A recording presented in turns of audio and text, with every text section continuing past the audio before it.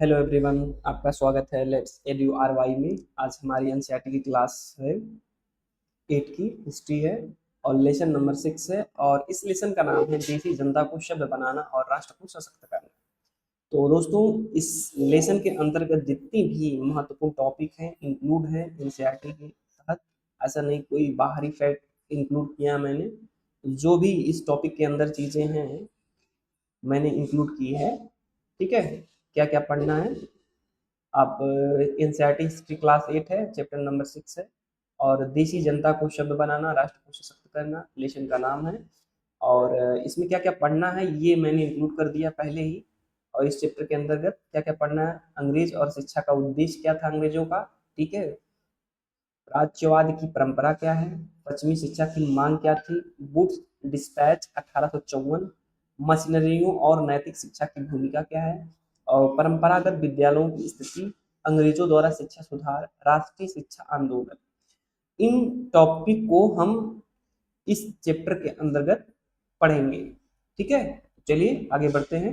आप लोग से रिक्वेस्ट है कि लाइक सब्सक्राइब और शेयर करिएगा चैनल को, जिससे जिससे कि बच्चों को ज़्यादा से ज़्यादा लोगों को सपोर्ट हो सके। और कम समय में मैंने अच्छी चीज़ें इंक्लूड की, ऐसा नहीं कि मैंने लेंदी चीज़ों को कभी पढ़ाया हूँ। ठीक है, कम समय में अच्छे फैक्ट मिल जाएंगे, आपको क्वेश्चन मिल जाएंगे। चलिए ठीक है, पढ़ते हैं। अंग्रेज और शिक्षा का उद्देश्य। अंग्रेज सिर्फ भारत पर शासन ही नहीं करना चाहते थे, बल्कि यह है कि यहाँ की संस्कृति और परंपराओं को बदलना चाहते थे। उनका मानना था कि भारतीय समाज असभ्य है और उसे सभ्य बनाना उनका दायित्व है। शिक्षा को अंग्रेजों ने सबसे बड़ा हथियार माना, जिससे कि वे भारतीयों के सोचने और जीने के तरीकों को बदल सकते थे। शुरुआत में वे खुद को भी इस बात को लेकर असमंजस में थे कि भारतीयों को कैसे शिक्षा दी जाए। तो ऐसा नहीं है कि वो पहले से क्लियर था, उनको पहले से ही संशय में से। ठीक है, तो भारतीयों की कैसे शिक्षा दी जाए।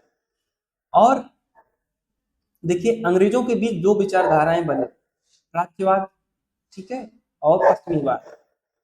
प्राच्यवाद का मानना था कि भारतीयों को उनकी पारंपरिक संस्कृतियों यानी संस्कृति, फारसी, अरबी आदि के जरिए पढ़ाना चाहिए, जबकि पश्चिमीवादियों का मत था कि भारतीयों को आधुनिक विज्ञान, तर्क और अंग्रेजी के माध्यम से शिक्षा दी जाए।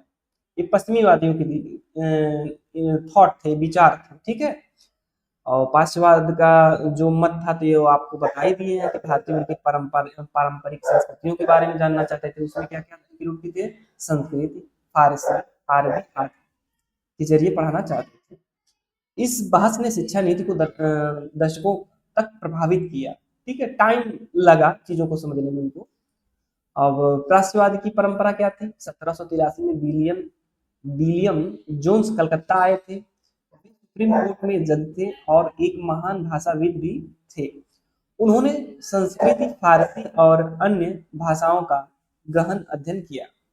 उनका मानना था कि भारत की असली महानता इसके प्राचीन ग्रंथों और परंपराओं में छिपी है। किसका मानना था, विलियम जोन्स का। ठीक है, उन्होंने एशियाटिक सोसाइटी ऑफ बंगाल की स्थापना की। ठीक है, किसकी स्थापना की, एशियाटिक सोसाइटी ऑफ बंगाल की स्थापना की। और भारतीय साहित्य का अध्ययन व अनुवाद करवाया। किसका अनुवाद करवाया उन्होंने, भारतीय साहित्य। हेनरी थॉमस, अपोल ब्रूस और नाथनियल हालहेड जैसे विद्वान भी इस कार्य में जुड़े। प्राच्यवादियों का विश्वास था कि भारतीयों को वही शिक्षा दी जाए जिससे वे पहले से परिचित थे। बात भी सही थी। इस विचारधारा के तहत कलकत्ता एंड मद्रास 1781 और बनारस संस्कृति कॉलेज यानी 1791 स्थापित हुए। अब देखिए, कलकत्ता में मदरसा 1781 में स्थापित हुआ। अब बनारस संस्कृति कॉलेज में 1791 स्थापित किया गया। भारतीयों के दिल जीतने के लिए उनकी परंपराओं का सम्मान करना जरूरी भी है। ठीक है, तो चलिए आगे बढ़ते हैं। पश्चिमी शिक्षा की मांग। 19वीं सदी में कुछ अंग्रेज अफसरों ने प्राच्यवाद का विरोध शुरू किया। किस सदी में, 19वीं सदी में। किसने की, अंग्रेजी अफसरों ने।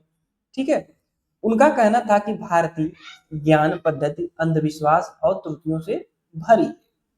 जेम्स मिल और लॉर्ड मैकाले जैसे विद्वान पश्चिमी शिक्षा के पक्षधर थे। देखिए, ये दो जो ऐसे थे, लॉर्ड मैकाले, यही हमारे देश की शिक्षा व्यवस्था में बदलने में बड़ी महत्वपूर्ण भूमिका इसने निभाई है।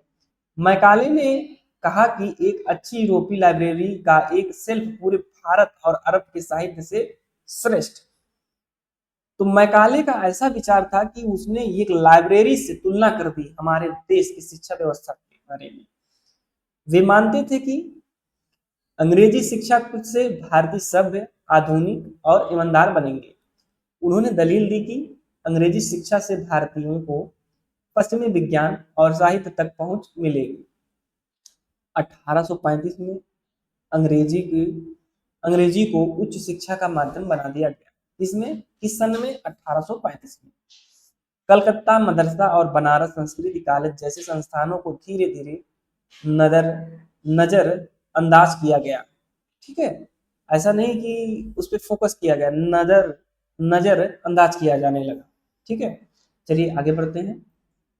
Woods dispatch 1854।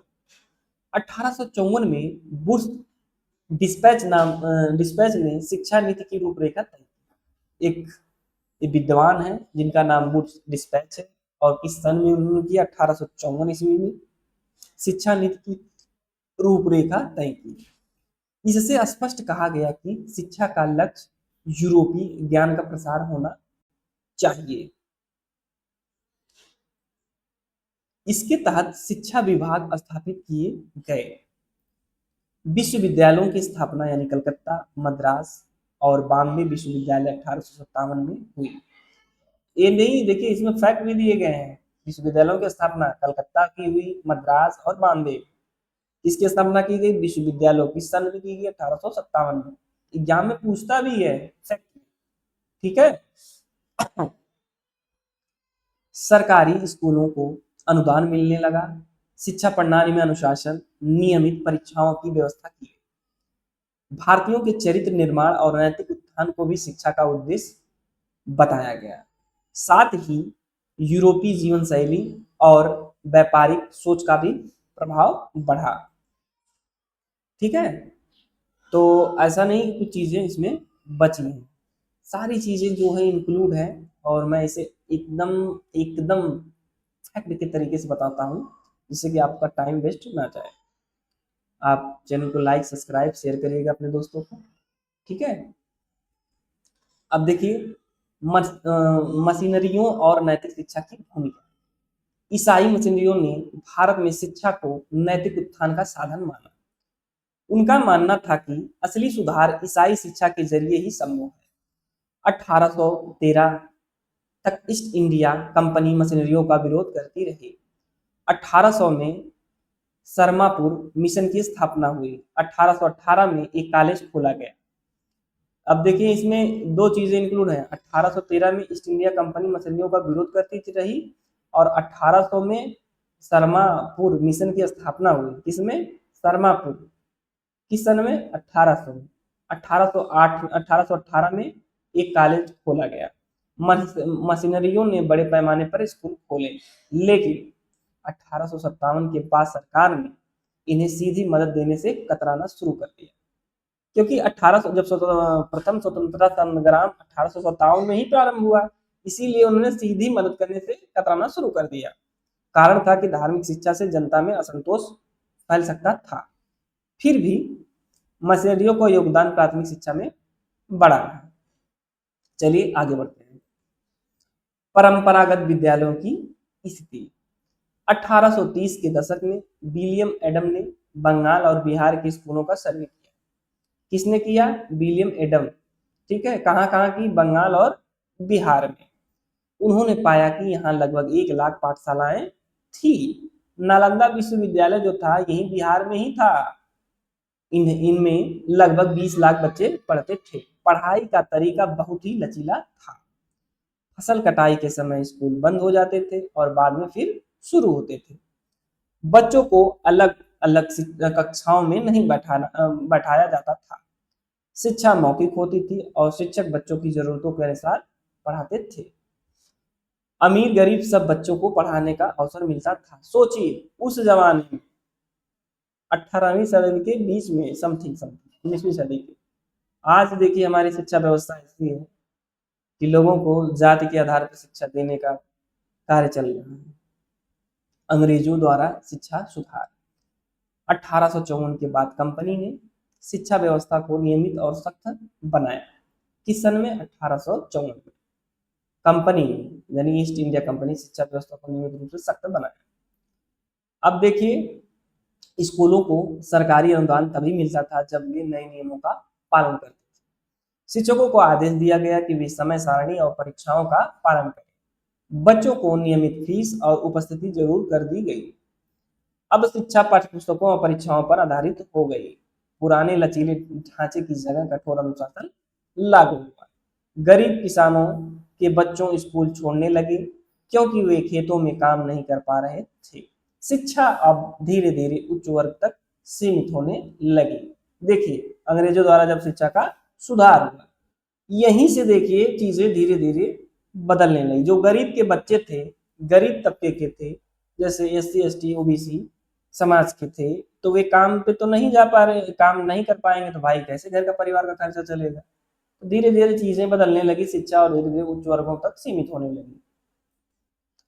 राष्ट्रीय शिक्षा आंदोलन, भारतीय विचारक भी शिक्षा के महत्व को समझने लगे। कई लोगों ने पश्चिमी शिक्षा को आधुनिकता का साधन माना। वहीं गांधी और टैगोर जैसे नेताओं ने इसकी आलोचना की। गांधी ने कहा कि अंग्रेजी शिक्षा ने हमें गुलाम बना दिया। वे शिक्षा को मातृभाषा में देने का पक्षधर थे। मातृभाषा मतलब जब हमारी लोकल भाषा होती है, ठीक है, उसी भाषा में यदि हमें शिक्षा मिले तो अच्छे तरीके से हम चीजों को समझ सकते हैं। उनके अनुसार शिक्षा का उद्देश्य केवल साक्षरता नहीं बल्कि कौशल, आत्मनिर्भरता और चरित्र निर्माण होना चाहिए।